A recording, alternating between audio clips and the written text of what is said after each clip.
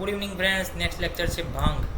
આપણે જે શિવરાત્રિ છે, ત્યારબાદ જે છે હોળી છે, ધૂળેટી છે, આ બધા તહેવારો દરમિયાન આપણે આ ભાંગનો પ્રસાદ જે છે બહુ વખણાય છે. ઘણા બધા એવા ધાર્મિક સ્થળો પણ છે અને ઘણા બધા એવા ઘણી જગ્યાએ સ્થળ છે, સાંસ્કૃતિક સ્થળો પણ છે.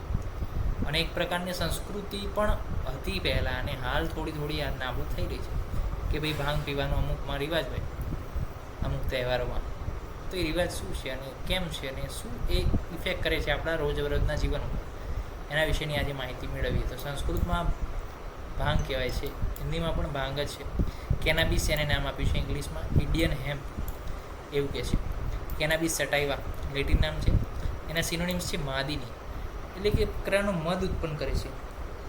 તહેવારો જે છે એ દુઃખને ભૂલવા માટે હોય છે, અને દુઃખ ત્યારે જ ભૂલાય જ્યારે માણસ પોતાની જે સાયન્ટિફિક મગજ એક સાઈડમાં મૂકશે ને ત્યારે તહેવાર શાંતિથી ભૂલી શકશે. આથી તહેવાર દરમિયાન કોઈ માણસને દુઃખ ન રહે એવો એ હોળીનો તહેવાર કે જે ખુશીઓનો તહેવાર છે, એ તહેવાર દરમિયાન માણસ પોતાનું મગજ સાઈડમાં મૂકે અને તહેવારને એક અલગ ખુશીથી ઉજવે. એના માટે મધ પ્રોડ્યુસ કરવો પડે. તો એ માદિની છે, એના માટે આ ભાંગ પીવાય છે. તંદ્રાકારિણી બહુવાદિની, એટલે કે માણસ આ ભાંગ પી જાય પછી બહુ બોલવા લાગે. માતુલી તો એક પ્રકારનું જે છે એ મતિ એટલે કે બુદ્ધિ એ ગુમાવી બેસે છે. અને તહેવારના જે ઉમંગ છે, ઉત્સાહ છે, ઉલ્લાસ છે, એની અંદર એ રચોપચો રહી જાય. ઇન્ટ્રોડક્શનની અંદર 6 થી 20 ફૂટની હાઇટ હોય. લીવ્સ જે છે થિનર શાર્પર હોય છે, જોઈ શકો છો. એના લીવ્સ કેવા છે? થિનર છે અને શાર્પર છે, અહીંયા જોઈ શકો છો. Okay, all parts are poisonous, બધા પાર્ટ પોઈઝનસ છે. Its cultivation is prohibited by the law, એનું જે ખેતી છે એ લોથી એટલે કે કાયદાથી પ્રતિબંધિત છે. અમુક લોકો અમુક મેડિસિનલ પર્પઝ માટે અથવા અનેક બીજા કંઈક પર્પઝ માટે જ એની વાવણી કરી શકે છે અને ઉગાડી શકે છે. કલેક્શન જે છે all over from the India થાય છે. ક્લાસિફિકેશનમાં વેજીટેબલ ડેલિરિયન પોઈઝન છે, ડેલિરિયમ જે છે પ્રોડ્યુસ કરે છે.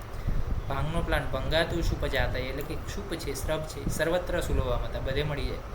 દલદ્રવો દલમ બીજમ માતુલ્યન્ય વિશે છે, એટલે કે દલનો દ્રવ એટલે કે પત્રનો સ્વરસ, પત્ર એના બીજ એ જે છે માતુલ્યન્ય એટલે કે મધ પ્રોડ્યુસ કરે છે, ઇફેક્ટ પ્રોડ્યુસ કરે છે. પ્રયોજિત ભેષજ કામ રચે છે, એટલે કે ભેષજ જે છે એનો ઉપયોગ કરે છે આ દલદ્રવ દલ અને બીજ.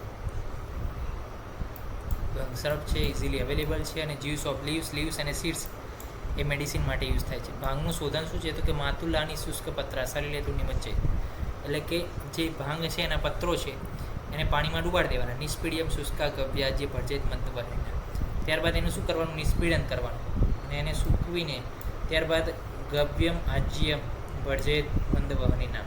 એટલે જો collect bhang leaves and dry them properly, soak them in water for some time.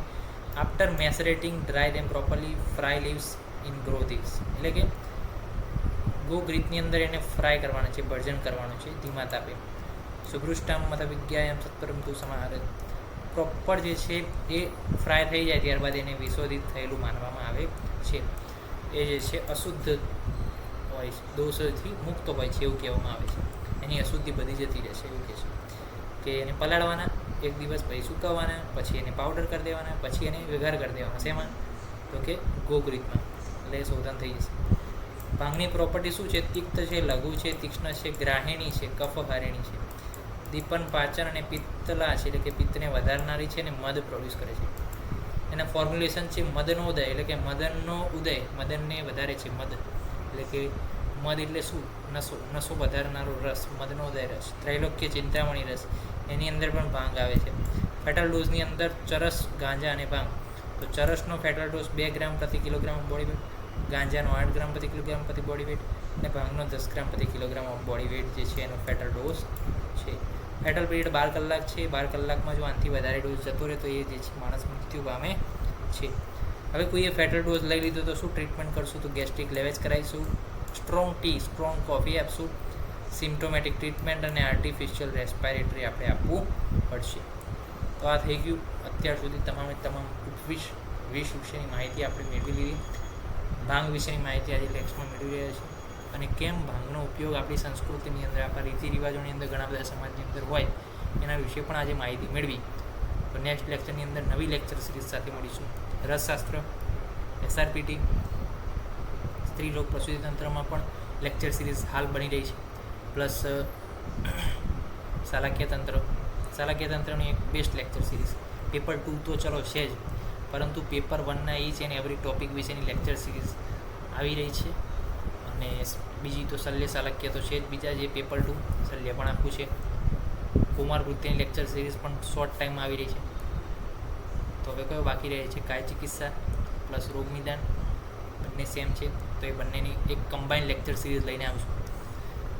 બીજા સબ્જેક્ટ જે છે ફર્સ્ટ યરના છે, કે જે આપણી નવી આવનારી બેચ છે એમના માટે પણ થોડાક સમય પછી, કારણ કે હાલ જે છે આપણા બધા જ યરના વિષયને લઈને આપણે બેઠા છીએ, ત્યારે ફર્સ્ટ યરને હવે થોડું ઇન્વોલ્વ કરવું હાલ નથી. એટલે સેકન્ડ, થર્ડ અને ફોર્થ, ખાસ કરીને સેકન્ડ યરમાં રસશાસ્ત્ર, રોગ નિદાન અને દ્રવ્યગુણનું શક્ય છે તો પેપર 1 એ તો આપણે ખાસ કરીને કવર કરી લઈશું.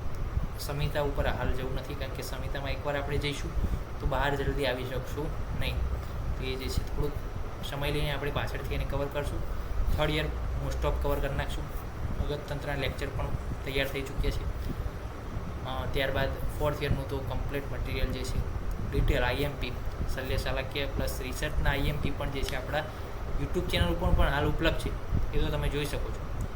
અને તમારા મિત્રો, તમારા સિનિયર, તમારા જુનિયર સુધી અમારી આ ચેનલને પહોંચાડો, એમને સબસ્ક્રાઈબ કરવા કહો.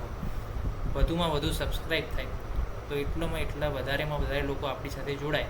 તો શું છે, જે ખર્ચાઓ અત્યારે હાલમાં બધાને થઈ રહ્યા છે કે 4,000 રૂપિયા પ્રતિ વર્ષ જે છે અમુક લોકો લેક્ચર સિરીઝના લેતા હોય છે, તો એ ખર્ચ જે છે શું છે, વસ્તુ આપણને સમજ આવી જોઈએ. સમજ પહેલી છે, લખવાનું તો તમને આવડશે, એ તમને કોઈને શીખવાડવાનું નથી. કારણ કે તમે અહીંયા જે છે અહીંયા સુધી પહોંચ્યા છો, તો હવે આગળ તો તમે પહોંચી જશો. ખાલી શું છે, સમજ વસ્તુ અલગ છે, અને સમજવું એ આપણી માતૃભાષામાં જ્યારે આપણે સમજીશું ત્યારે આપણને અહીંયા નહીં, પરંતુ અહીંયા પાછળ સબકોન્શિયસ માઇન્ડમાં ફિટ થશે.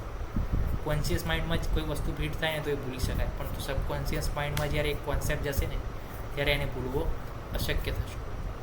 તો માતૃભાષામાં શિક્ષણ એટલા માટે જ આપણે લઈને આવી રહ્યા છીએ ગુજરાતી ભાષામાં, કારણ કે સમજ પહેલી લખાણ તો થઈ જશે, કારણ કે એ તો તમારું એક્સપર્ટ છો એમાં. તો તમે નેક્સ્ટ લેક્ચર સિરીઝમાં મળીશું. ત્યાં સુધી રજા આપશો. જય હિન્દ, જય ભારત, જય આયુર્વેદ, જય જનની. નમસ્કાર.